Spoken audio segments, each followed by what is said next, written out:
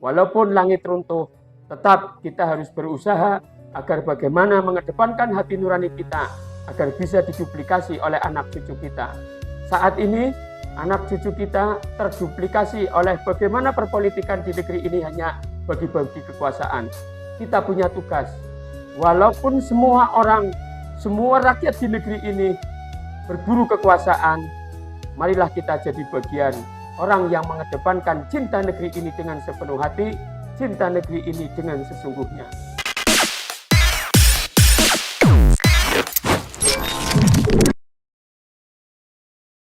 Assalamualaikum warahmatullahi wabarakatuh, sahabat Al-Fat seantero jagat dimanapun berada.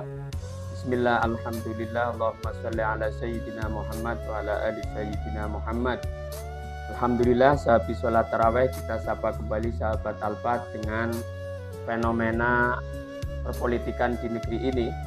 Sepertinya ucapan yang tepat untuk Anies Muhaimin adalah selamat jalan, selamat tinggal dari Surya Paloh. Walaupun ucapan itu tidak ada, tapi karena ada sikap Surya Paloh yang mengucapkan selamat kepada Prabowo Subianto, di satu sisi Anies Muhaimin sedang menggugat ke KPU dan disusul oleh pasangan 03 yaitu Ganjar Mahfud.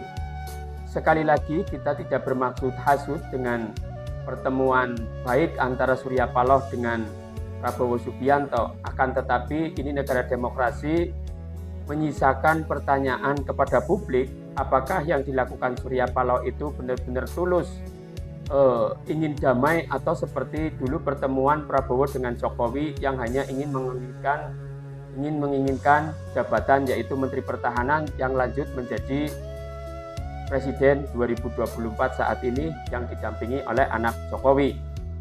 Tentunya amat sangat miris jika kalimat-kalimat mulia di negeri ini, para politisi, para elit ini menggunakan hanya untuk mengakomodir kepentingan sesaat, kepentingan kekuasaan saja.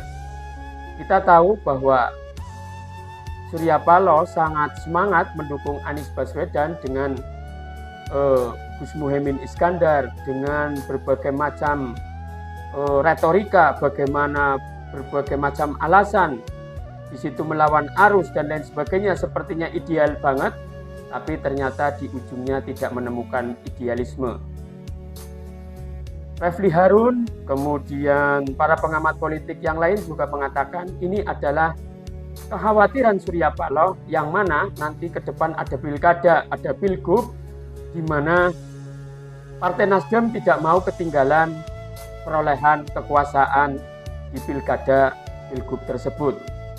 Maka sekali lagi kita tidak mempermasalahkan, tidak berniat hasud kepada stakeholder di negeri ini yang mengadakan pertemuan, yang mengadakan silaturahim.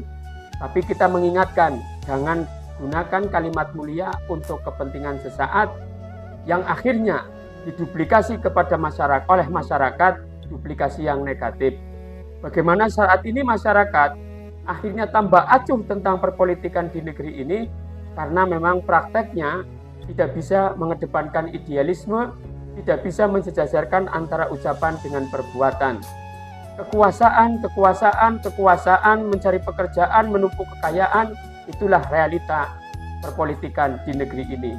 Maka kita sangat menyayangkan di mana negeri ini sudah merdeka, sudah 70 tahun lebih, akan tetapi mental penjajah, mental yang tidak bisa mengedepankan makna NKRI yang sesungguhnya.